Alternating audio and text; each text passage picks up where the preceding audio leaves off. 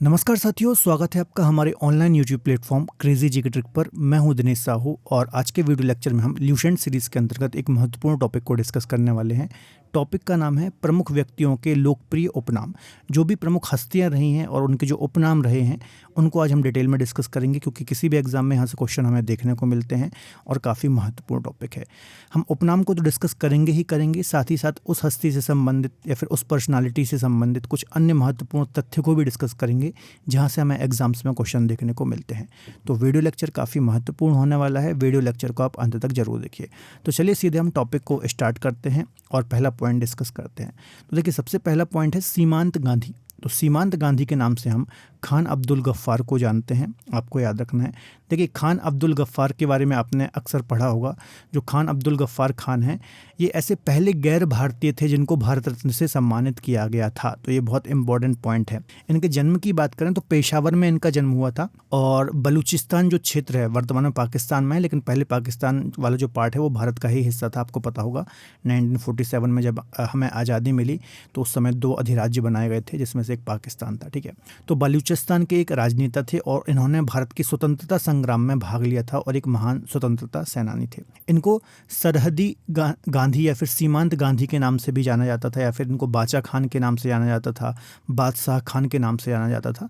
तो ये कुछ इनके अन्य उपनाम है। ठीक है, बाचा खान, बादशाह खान, सीमांत गांधी, सरहदी गांधी। ठीक है, तो आपको यहाँ पर गांधी शब्द काफ़ी सुनने को मिल रहा है। तो इसका मतलब क्या है? तो देखिए, उस समय आपको पता होगा कि जो महात्मा गांधी थे उनका कितना बड़ा नाम था, कितना बड़ा कद था। ठीक है, तो उनके ही नक्शे कदम पर ये चलते थे, उनको काफ़ी फॉलो करते थे। इस कारण से इनको सीमांत गांधी कहते थे, आपको याद रखना है। ठीक है, तो ये सारी डिटेल याद रखना है। इन्होंने 1929 और 1930 के आसपास, ठीक है 1929-30 में खुदाई खिदमतगार नामक एक संगठन की स्थापना की थी। तो यहाँ से डायरेक्ट क्वेश्चन एग्जाम में आता है, खुदाई खिदमतगार नामक संगठन की स्थापना किसने की थी? खान अब्दुल गफ्फार खान ने की थी, आपको याद रखना है, जिसे सुर्खपोश या फिर लाल कुर्ती दल के नाम से भी जाना जाता है। तो देखिए, एग्जाम में ऐसे क्वेश्चन भी आते हैं कि निम्न में से किस दल को लाल कुर्ती दल या फिर सुर्खपोश दल के नाम से जाना जाता है, या फिर खुदाई खिदमतगार जो नामक संगठन है इसकी स्थापना किसने की थी? तो बहुत मल्टीपल टाइम्स यहाँ से क्वेश्चन आते हैं अलग अलग तरीके से। ठीक है, इसके अलावा इनको 1987 में भारत रत्न से सम्मानित किया गया था, जो कि भारत का सर्वोच्च नागरिक पुरस्कार है, और ये ऐसे पहले गैर भारतीय बने जिनको भारत रत्न से सम्मानित किया गया। तो ये जितनी भी डिटेल मैंने बताई है मोस्ट इंपॉर्टेंट है। हर एक पॉइंट से यहाँ पे एग्जाम में क्वेश्चन देखने को मिलते हैं, तो ध्यान से नोट डाउन कर लीजिए।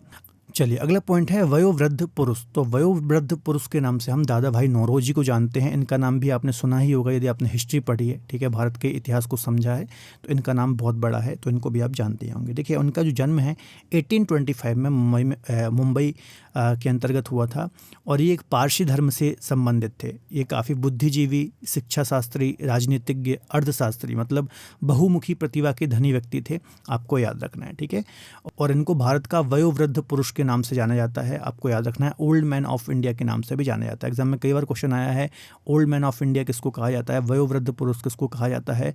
तो दादा भाई नौरोजी को कहा जाता है। तो ये पॉइंट आपको याद रखना है। इसके अलावा एक और अन्य तथ्य है, यह ब्रिटिश संसद का सदस्य बनने वाले पहले भारतीय रहे हैं, आपको याद रखना है। मल्टीपल टाइम्स यहाँ से क्वेश्चन आए हैं कि ब्रिटिश संसद का सदस्य बनने वाले पहले भारतीय कौन है। 1892 से लेकर के 1895 के बीच में ये ब्रिटिश संसद के सदस्य भी रहे हैं। इसके अलावा 1886 में जो दूसरा कांग्रेस अधिवेशन हुआ था, ठीक है 1886 में, तो दादा भाई नौरोजी ने इसकी अध्यक्षता की थी, आपको याद रखना है। ठीक है, और 1906 में कलकत्ता अधिवेशन में स्वराज का नारा भी इन्होंने दिया था। ठीक है, तो ये बात भी आपको याद रखना है। 1906 में जो कोलकाता अधिवेशन हुआ था इसमें स्वराज का नारा दिया था, और इनकी एक बुक भी है, poverty and un-British rule in India. ये इनकी एक प्रमुख बुक है। यहाँ से भी मल्टीपल टाइम्स एग्जाम में क्वेश्चन आते हैं, तो इसके बारे में थोड़ा सा दिमाग में रखिएगा। ठीक है दोस्तों, टॉपिक को आगे डिस्कस करने से पहले थोड़ा सा मैं आपको अपडेट देना चाहूँगा। यदि आप हमारे साथ जुड़ करके किसी भी एग्जाम की तैयारी करना चाहते हैं तो प्ले स्टोर से आप हमारे रूट एप्लीकेशन को डाउनलोड कर सकते हैं। यहाँ पर आपको डिफरेंट फाउंडेशन कोर्सेज मिल जाते हैं, तो इन कोर्सेज को आप अवेल कर सकते हैं।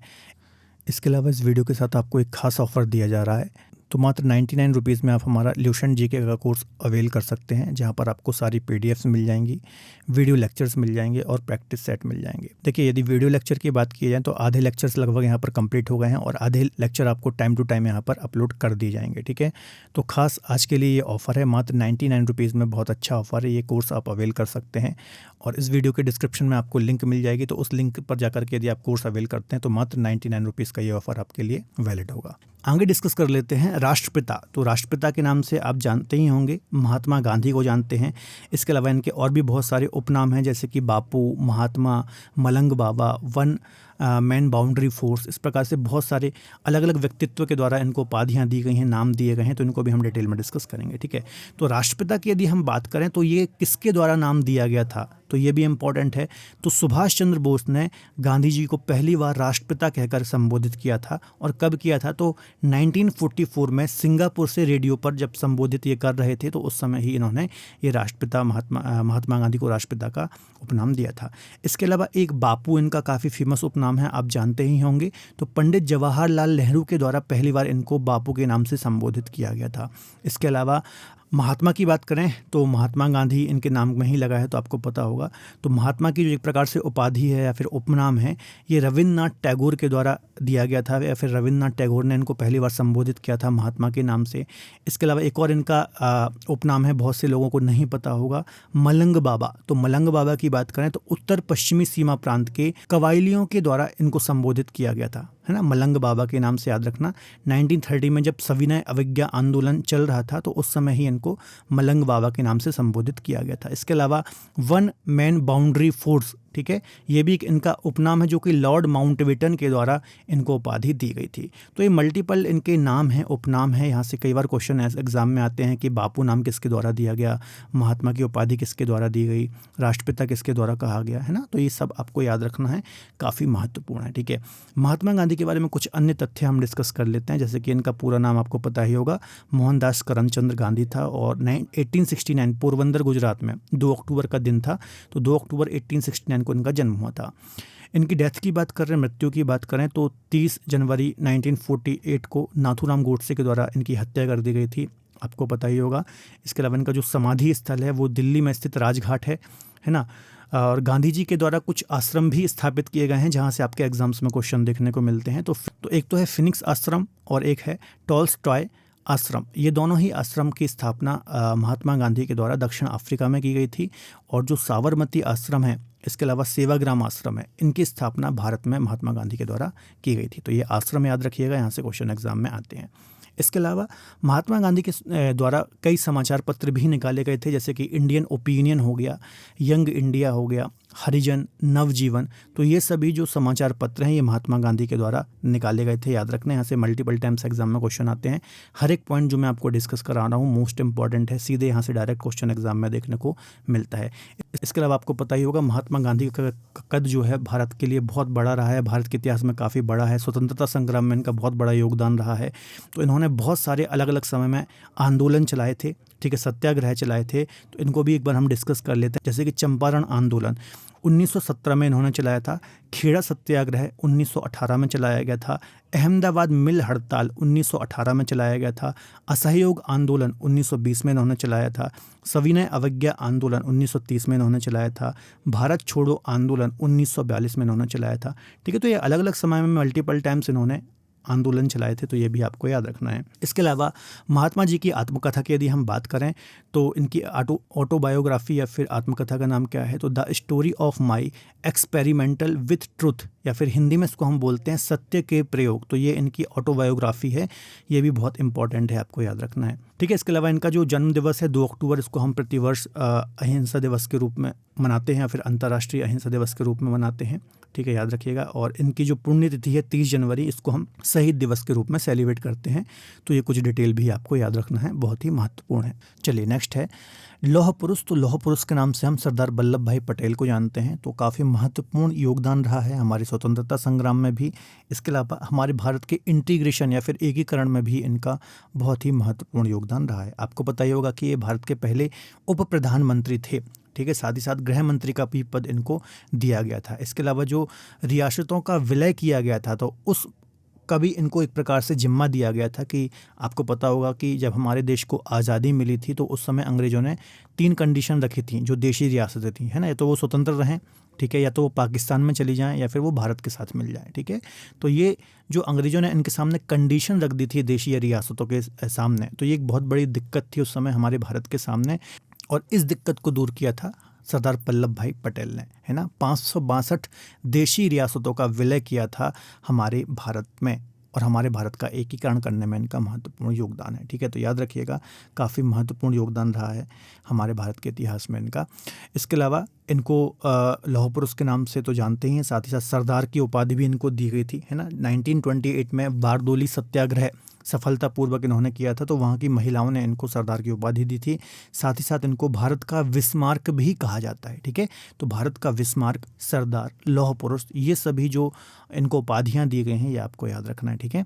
आगे डिस्कस कर लेते हैं सरदार वल्लभ भाई पटेल के बारे में। तो इनका जो जन्म है 1875 31 अक्टूबर 1875 को नाडियाड गुजरात में हुआ था, और निधन की बात करें तो 15 दिसंबर 1950 को मुंबई में इनका निधन हुआ था, ठीक है। इसके अलावा ये भारत के महान स्वतंत्रता सेनानी थे, पहले उप प्रधानमंत्री थे, ठीक है, और गृह मंत्री भी थे भारत के पहले। आपको याद रखना है 15 अगस्त जब हमारा देश आज़ाद हुआ 1947 से लेकर के 15 दिसंबर 1950 तक इनका कार्यकाल था। इसके अलावा राष्ट्रीय आंदोलन जैसे कि खेड़ा सत्याग्रह 1918 में, इसके अलावा बारदोली सत्याग्रह 1928 में जो हुआ था तो वो इनके ही नेतृत्व में हुआ था, आपको याद रखना है। आगे चल करके 1991 में मरणोपरांत इनको भारत रत्न से सम्मानित किया गया था, ठीक है।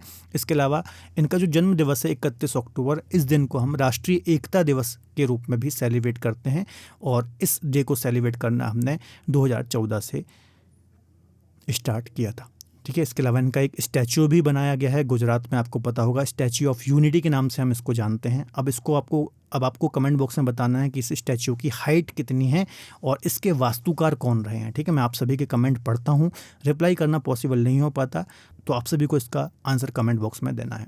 चलिए नेक्स्ट है शांति पुरुष। तो शांति पुरुष के नाम से लाल बहादुर शास्त्री को जानते हैं, आप जानते ही होंगे, हमारे भारत के सेकंड प्राइम मिनिस्टर या फिर दूसरे प्रधानमंत्री रहे हैं, और इनको शांति पुरुष के नाम से जानते हैं। देखिए इनका जो कार्य करने का तरीका था ये काफ़ी शांतिपूर्ण था, इस कारण से इनको शांति पुरुष के नाम से भी जाना जाता है, ठीक है।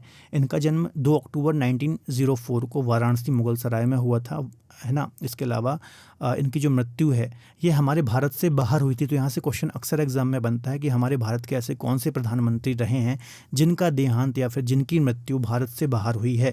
तो 1966 में ताशकंद उज्बेकिस्तान में इनकी मृत्यु हुई थी, आपको याद रखना है। इनके समाधि स्थल की यदि हम बात करें तो विजय घाट दिल्ली में इनका समाधि स्थल है, आपको याद रखना है, ठीक है।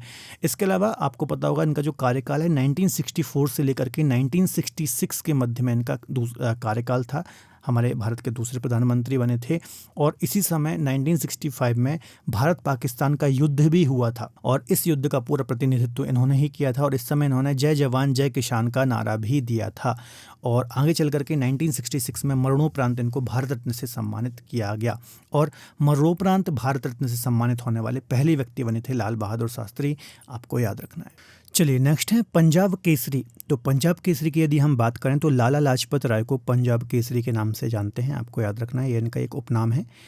लाला लाजपत राय की यदि हम बात करें तो ये भी भारत के एक महान स्वतंत्रता सेनानी रहे हैं, इनके बारे में आपको याद रखना है। इसके अलावा भारतीय राष्ट्रीय कांग्रेस के बारे में आपको पता होगा, ये नरम दल और गरम दल में विभाजित हुई थी। तो गरम दल के प्रमुख नेता थे, है ना, आपने 3 नेताओं के बारे में सुना होगा, लाल बाल पाल, है ना। तो इनमें से जो लाला लाजपत राय हैं, ठीक है, ये गरम दल के एक प्रमुख नेता थे, आपको याद रखना है। इसके अलावा वर्ष 1928 में साइमन कमीशन जब भारत आया था तो इसके आगमन पर जो लाला लाजपत राय हैं इन्होंने इसके विरोध प्रदर्शन का नेतृत्व किया था, और इसी विरोध प्रदर्शन के चलते इन्होंने साइमन कमीशन वापस जाओ के नारे लगाए थे। और इस समय क्या हुआ था, लाठीचार्ज अंग्रेजों के द्वारा कर दिया गया था, ब्रिटिशर्स के द्वारा कर दिया गया था, और उसमें इनकी मृत्यु हो गई थी लाला लाजपत राय की, आप जानते ही होंगे, ठीक है। इसके अलावा जब इन पर लाठीचार्ज हो रहा था तो इस दौरान इन्होंने ये बोला था कि मैं घोषणा करता हूं कि आज मुझ पर मारा गया लाठी का एक एक प्रहार ब्रिटिश शासन के ताबूत की आखिरी कील साबित होगा। तो इनका काफ़ी फेमस स्टेटमेंट है, आपको याद रखना है ना। इनके जन्म की बात करें तो पंजाब, जो ब्रिटिश प्रांत में पंजाब राज्य था, तो वहाँ पर इनका जन्म हुआ था 1865 में, और इनकी जो मृत्यु है 1928 में लाहौर ब्रिटिश प्रांत में हुई थी। इनकी बुक्स की यदि हम बात करें तो unhappy India, young India, the story of my deportation, ये सारी इनकी प्रमुख बुक हैं, आपको याद रखना है। ठीक है, चलिए नेक्स्ट डिस्कस कर लेते हैं बंग बंधु। तो बंग बंधु जो है ये शेख मुजीबुर रहमान का उपनाम है, आपको याद रखना है। ठीक है, इनको हम शेख मुजीब के नाम से भी जानते थे या फिर इस नाम से भी ये काफ़ी ज़्यादा प्रसिद्ध थे। ये बांग्लादेशी राजनीतिज्ञ और प्रसिद्ध क्रांतिकारी थे और बांग्लादेश के जनक के नाम से भी इनको जाना जाता है ना। इसके अलावा वर्ष 1971 में पाकिस्तान के खिलाफ इन्होंने सशस्त्र संग्राम की अगुवाई करते हुए बांग्लादेश को मुक्ति दिलाई थी। आपको पता ही होगा 1971 में जो ईस्टर्न पाकिस्तान और वेस्टर्न पाकिस्तान था, ठीक है, तो ईस्टर्न पाकिस्तान की स्वतंत्रता के लिए इन्होंने लड़ाई लड़ी थी, आपको याद रखना है।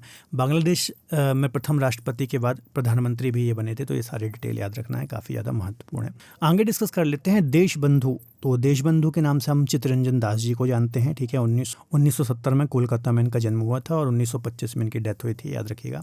ये भी प्रसिद्ध नेता, राजनीतिज्ञ, वकील और पत्रकार थे पेशे से। ठीक है, सुभाष चंद्र बोस इन्हें अपना राजनीतिक गुरु मानते थे। तो यहाँ से कई बार क्वेश्चन आया है कि सुभाष चंद्र बोस के गुरु कौन थे या फिर राजनीतिक गुरु कौन रहे हैं, तो चित्तरंजन दास है, फिर इनको देशबंधु चित्तरंजन दास भी कहा जाता है। इन्होंने वर्ष 1922 में गया में भारतीय राष्ट्रीय कांग्रेस की अध्यक्षता की थी। ठीक है, तो यहाँ से भी क्वेश्चन आ जाता है कि जितने भी इंडियन नेशनल कांग्रेस के अधिवेशन हुए थे तो इनकी अध्यक्षता के क्वेश्चन काफ़ी आते हैं, तो यहाँ से भी क्वेश्चन आ सकता है। ठीक है, इसके अलावा 1923 में मोतीलाल नेहरू के साथ मिलकर के इन्होंने स्वराज पार्टी की स्थापना की थी। आपने पढ़ा ही होगा ये फैक्ट कि 1923 में मोतीलाल नेहरू और चित्तरंजन दास ने स्वराज पार्टी की स्थापना की। इसके अलावा इनकी एक प्रसिद्ध बुक भी है जिसका नाम है इंडिया फॉर इंडिपेंडेंस। ठीक है, तो ये बुक का नाम भी याद रखिए, काफ़ी ज़्यादा महत्वपूर्ण है। नेक्स्ट है दीनबंधु। तो दीनबंधु के नाम से हम CF एंड्रयूज को जानते हैं, आपको याद रखना है। देखिए, भारतीय स्वतंत्रता आंदोलन में इनके योगदान के लिए जो सेंट स्टीफन कॉलेज था, है ना, दिल्ली का, तो उनके छात्रों ने और गांधी जी ने इनको दीनबंधु या फिर इसको हम बोलें गरीबों का मित्र, है ना, इस प्रकार से इनको उपाधि दी थी, आपको याद रखना है। इंग्लैंड में इनका जन्म हुआ था और 1940 में बंगाल कोलकाता में इनकी मृत्यु हुई थी। यह एक ईसाई मिशनरी, शिक्षक, समाज सुधारक और भारतीय स्वतंत्रता के एक प्रमुख सेनानी थे। इसके अलावा गांधी जी इनको प्यार से क्राइस्ट फेथफुल एपोस्टल भी कहते थे, तो ये बात भी आपको याद रखना है। चलिए नेक्स्ट देख लेते हैं लोकमान्य। तो आप जानते ही होंगे बाल गंगाधर तिलक को हम लोकमान्य बाल गंगाधर तिलक के नाम से भी जानते हैं, तो काफ़ी महत्वपूर्ण है ये। इसके अलावा इनको जो ये उपनाम दिया गया था भारत की जनता के द्वारा ही दिया गया था और 1956 में 23 जुलाई 1956 रत्नागिरी महाराष्ट्र में इनका जन्म हुआ था और 1920 मुंबई महाराष्ट्र में इनकी मृत्यु हुई थी। ये भी भारतीय राष्ट्रीय कांग्रेस के गरम दल के प्रमुख नेता थे, लाल बाल पाल में से एक थे, आपको पता ही होगा। इसके अलावा महान स्वतंत्रता सेनानी थे, शिक्षक थे, समाज सुधारक थे और साथ ही साथ वकील थे। ठीक है, तो याद रखना है। इसके अलावा इनका एक नारा बहुत फेमस है, स्वराज मेरा जन्मसिद्ध अधिकार है और मैं इसे लेकर के रहूँगा। ठीक है, तो इसके बारे में याद रखना है। इनके द्वारा कुछ समाचार पत्र भी निकाले गए थे, जैसे कि केसरी हो गया और मराठा हो गया। केसरी की यदि हम बात करें तो ये मराठी में दैनिक समाचार पत्र था और मराठा जो है ये अंग्रेजी भाषा में साप्ताहिक पत्र था, तो इसके बारे में भी आपको याद रखना है, काफ़ी ज़्यादा महत्वपूर्ण है। इसके अलावा 1916 में इन्होंने एनी बेसेंट के सहयोग से होम रूल लीग की भी स्थापना की थी, तो ये बात भी आपको याद रखना है, काफ़ी ज़्यादा महत्वपूर्ण है। चलिए आगे डिस्कस कर लेते हैं लोकनायक। तो लोकनायक के नाम से जयप्रकाश नारायण को जानते हैं, ये भी बहुत इंपॉर्टेंट हैं, आपको याद रखना है। जयप्रकाश नारायण की बात करें तो ये भी एक प्रमुख स्वतंत्रता सेनानी, राजनेता, समाज सेवक थे। ठीक है, उत्तर प्रदेश में इनका जन्म हुआ था 1920 में। इनकी विचारधारा की बात करें तो गांधीवादी और मार्क्सवादी विचारधारा के ये व्यक्ति थे। इसके अलावा 1952 या फिर 1952 में इन्होंने प्रजा सोशलिस्ट पार्टी PSP की स्थापना की थी। तो यहाँ से क्वेश्चन आ सकता है कि प्रजा सोशलिस्ट पार्टी की स्थापना किसने की थी। ठीक है, इसके अलावा 1970 में इंदिरा गांधी के विरुद्ध इन्होंने विपक्ष का नेतृत्व किया था, मतलब विपक्ष के नेता थे और इंदिरा गांधी को पद से हटाने के लिए संपूर्ण क्रांति नामक एक आंदोलन भी चलाया था। तो ये सारी चीज़ें भी आपको याद रखना है। इसके अलावा वर्ष 1999 में, ठीक है, इनको भारत रत्न से सम्मानित किया गया था मरणोपरांत और 1965 में इनको रेमन मैग्सेसे पुरस्कार भी मिल चुका है लोक सेवा के लिए, तो ये बात आपको याद रखना है। नेक्स्ट है जननायक। ठीक है, तो जननायक के नाम से कर्पूरी ठाकुर को भी जानते हैं। ठीक है, इसके अलावा इनको बिहार की जनता के द्वारा जननायक की उपाधि से सम्मानित किया गया था। ठीक है, याद रखना है। ये भी एक स्वतंत्रता सेनानी, शिक्षक और राजनीतिज्ञ रहे हैं और 1924 में बिहार में इनका जन्म हुआ था, याद रखिएगा। इनके राजनीतिक दल की बात करें तो भारतीय क्रांति दल, जनता दल, लोक दल, ये सब इनके प्रमुख राजनीतिक दल हैं। इसके अलावा यह बिहार के दूसरे उप मुख्यमंत्री और 2 बार मुख्यमंत्री के पद पर भी रहे, तो इस कारण से और महत्वपूर्ण हो जाता है। और अभी हाल ही में इनको भारत रत्न से भी सम्मानित किया गया था, आपको पता होगा। और कार्यकाल की बात करें तो मुख्यमंत्री के रूप में 1970 से लेकर के 71 तक, फिर 77 से 79 तक इनका कार्यकाल था, और उप मुख्यमंत्री के रूप में 67 से 68 तक इनका कार्यकाल था। 2024 में ही इनको भारत रत्न से सम्मानित किया गया है, मरणोपरांत, आपको याद रखना है। नेक्स्ट है गुरुदेव। तो गुरुदेव के नाम से रविन्द्रनाथ टैगोर को जानते हैं। 1961 कोलकाता में इनका जन्म हुआ था और अगस्त 1941 में कोलकाता में इनकी डेथ हुई थी। इनके पिता का नाम देवेंद्रनाथ टैगोर था और आपको पता ही होगा 1913 में इनको गीतांजलि इनकी रचना के लिए नोबेल पुरस्कार से सम्मानित किया गया था। और साहित्य के क्षेत्र में नोबेल पुरस्कार पाने वाले एशिया के, भारत ही नहीं एशिया के पहले व्यक्ति थे, आपको याद रखना है, ठीक है। इसके अलावा इनके कुछ अन्य उपनाम भी हैं, जैसे कि विश्व कवि, कवि गुरु, है ना। इसके अलावा ये लेखक कवि के साथ साथ साहित्यकार और दार्शनिक भी थे, आपको याद रखना है। और 1919 में जलियांवाला बाग हत्याकांड जब हुआ था तो इसके विरोध में इन्होंने नाइटहुड की उपाधि भी लौटा दी थी। तो ये कुछ अन्य डिटेल भी इनके बारे में याद रखिएगा, ठीक है।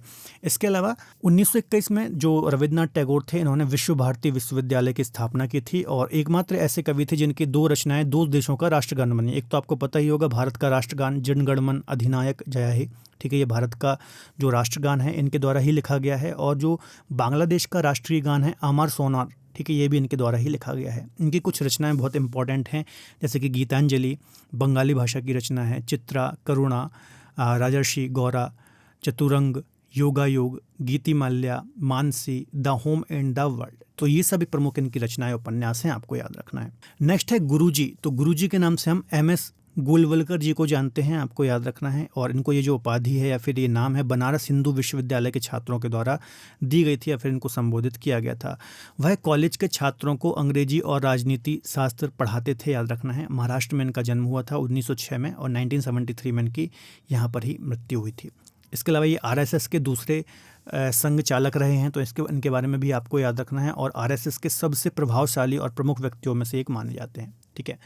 यह हिंदू राष्ट्र नामक एक सांस्कृतिक राष्ट्र की अवधारणा को सामने रखने वाले पहले व्यक्ति थे, तो इनके बारे में भी आपको याद रखना है। इनकी कुछ बुक्स भी हैं, जैसे कि we are a one, nationhood defined, इसके अलावा बंच ऑफ थॉट्स, भाषण का संकलन, ठीक है। तो ये सब इनकी कुछ प्रमुख पुस्तकें हैं, इसके बारे में भी आपको याद रखना है। नेक्स्ट है राजा जी। तो चक्रवर्ती राजगोपालाचार्य को हम राजा जी के नाम से भी जानते हैं। 10 दिसंबर 1878 को इनका जन्म हुआ था और पेशे से स्वतंत्रता सेनानी, वकील, लेखक, राजनीतिज्ञ और दार्शनिक रहे हैं। इसके अलावा सबसे इंपॉर्टेंट पॉइंट, स्वतंत्र भारत के पहले और अंतिम भारतीय गवर्नर जनरल के पद पर रहे हैं। इसके अलावा जब 1947 में देश आज़ाद हुआ तो इसके बाद पश्चिम बंगाल के राज्यपाल के रूप में भी ये नियुक्त हुए थे, ठीक है। इसके अलावा 1952 से 54 तक मद्रास प्रांत के मुख्यमंत्री रहे, ठीक है। और 1959 में इन्होंने राष्ट्रीय कांग्रेस से इस्तीफा दे दिया और स्वतंत्र पार्टी की अपनी स्थापना की थी, आपको याद रखना है, ठीक है। 1954 में ही इनको भारत रत्न से सम्मानित किया गया था। तो ये सारी चीज़ें भी आपको याद रखना है, ठीक है। चलिए कुछ अन्य जो हस्तियां हैं इनको हम एक बार वन लाइनर में ही डिस्कस कर लेते हैं। जैसे कि बंगाल केसरी के नाम से आशुतोष मुखर्जी को जाना जाता है, बिहार केसरी के नाम से डॉक्टर श्री कृष्ण सिंह को जाना जाता है, आंध्र केसरी के नाम से T प्रकाशम को जाना जाता है, शेरे कश्मीर के नाम से शेख अब्दुल्ला को जाना जाता है, राजर्षि के नाम से पुरुषोत्तम दास टंडन को जाना जाता है, अंकल हो के नाम से ओ ची मिन्ह को जाना जाता है और सुपर कैट के नाम से क्लाइव लॉयड को जाना जाता है। तो ये कुछ अन्य हस्तियां हैं और इनके ये उपनाम हैं, आपको याद रखना है। चलिए अब हम जो PYQs और MCQs हैं इसको भी डिस्कस कर लेते हैं कि कैसे क्वेश्चन आपको यहाँ से एग्जाम में देखने को मिलेंगे, ठीक है। तो देखिए पहला क्वेश्चन है, सीमांत गांधी के नाम से किसे जाना जाता है? तो खान अब्दुल गफ्फार खान को सीमांत गांधी के नाम से जाना जाता है, अभी हमने डिस्कस किया था। झारखंड सिविल सर्विसेज में 2017 में क्वेश्चन आया हुआ है। भारत में किसे राष्ट्रपिता के रूप में जाना जाता है? तो मोहनदास करमचंद गांधी को भारत के राष्ट्रपिता के रूप में जाना जाता है। अगला क्वेश्चन है, निम्नलिखित में से किसे आंध्र केसरी के नाम से जाना जाता है? तो T प्रकाशम को आंध्र केसरी के नाम से जाना जाता है। नेक्स्ट है, जयप्रकाश नारायण लोकप्रिय रूप से किस नाम से जाने जाते थे? तो लोकनायक के नाम से जाने जाते थे जयप्रकाश नारायण। अगला क्वेश्चन है, निम्न में से किसे प्यार से the grand old man of India कहा जाता है? तो दादा भाई नौरोजी को प्यार से the grand old man of India कहा जाता है। अगला क्वेश्चन है, बाल गंगाधर तिलक निम्न में से किस उपनाम से जाने जाते हैं? तो लोकमान्य बाल गंगाधर तिलक के नाम से जाने जाते हैं, आपको पता ही होगा, गरम दल के नेता थे। अगला क्वेश्चन है, भारत में लौह पुरुष के नाम से किसे जाना जाता है? तो सरदार वल्लभ भाई पटेल को, भारत के पहले उप प्रधानमंत्री थे, पहले गृह मंत्री थे, ठीक है। अगला क्वेश्चन है लाला लाजपत राय निम्न में से किस उपनाम से जाने जाते हैं? तो पंजाब केसरी के नाम से इनको जाना जाता है, गरम दल के नेता थे। अगला क्वेश्चन है देशबंधु निम्न में से किसका उपनाम है? तो चित्तरंजन दास देशबंधु के नाम से इनको जाना जाता है। अगला क्वेश्चन है किस पूर्व प्रधानमंत्री को शांति पुरुष के रूप में भी जाना जाता है? तो लाल बहादुर शास्त्री को शांति पुरुष के रूप में भी जाना जाता है। अगला क्वेश्चन देख लेते हैं चक्रवर्ती राजगोपालाचारी निम्न में से किस उपनाम से जाने जाते हैं? तो राजा जी के नाम से ये जाने जाते हैं। अगला क्वेश्चन है बंगबंधु के नाम से किसे जाना जाता है? तो शेख मुजीबुर रहमान को बंगबंधु के नाम से जाना जाता है। अगला क्वेश्चन देख लेते हैं रविन्द्रनाथ टैगोर निम्न में से किस उपनाम से जाने जाते हैं? तो गुरुदेव के नाम से भी जाने जाते हैं, कवि के नाम से भी जाने जाते हैं, फिर कवि गुरु के नाम से भी जाने जाते हैं, विश्व कवि के नाम से भी जाने जाते हैं। तो तीनों ही ऑप्शन इसके सही हैं, तो डी आंसर सही हो जाएगा। अगला क्वेश्चन है निम्नलिखित में से किसे जननायक कहा जाता है? तो कर्पूरी ठाकुर को जननायक के नाम से जाना जाता है। हाल ही में इनको भारत रत्न से भी सम्मानित किया गया। अगला क्वेश्चन है निम्नलिखित में से किसे गुरुजी के नाम से जाना जाता है? तो MS गोलवलकर को गुरुजी के नाम से जाना जाता है। जाते जाते एक क्वेश्चन मैं आपसे पूछ रहा हूँ, इसका आप सभी को कमेंट बॉक्स में आंसर देना है। बिहार केसरी के नाम से किसे जाना जाता है? इसका आप सभी को कमेंट बॉक्स में आंसर देना है। तो दोस्तों ये आज हमने एक बहुत ही इंपॉर्टेंट टॉपिक डिस्कस किया है। इसके अलावा ऐसे और भी आप वीडियो देखना चाहते हैं तो ऑलरेडी हमारी बहुत सारी वीडियो प्लेलिस्ट में पड़े हुए हैं और इस पर हमारा सेपरेट कोर्स भी है जिसमें सारे वीडियो ल्यूसेंट सीरीज़ के पड़े हुए हैं। सारे वीडियो बहुत ही डिटेल्ड कंटेंट के साथ पड़े हुए हैं, तो आप वो कोर्स भी अवेल कर सकते हैं। बहुत ही नॉमिनल चार्जेस में आपको वो कोर्स मिल जाएगा। वीडियो लेक्चर कैसा लगा कमेंट बॉक्स में ज़रूर बताइए। वीडियो पसंद आया तो प्लीज़ वीडियो को लाइक करें। इसके अलावा अपने दोस्तों के साथ शेयर ज़रूर करें। मिलेंगे अगले बेहतर लेक्चर में, तब तक अपना ख्याल रखिए और पढ़ते रहिए। बाय बाय, टेक केयर, जय हिंद।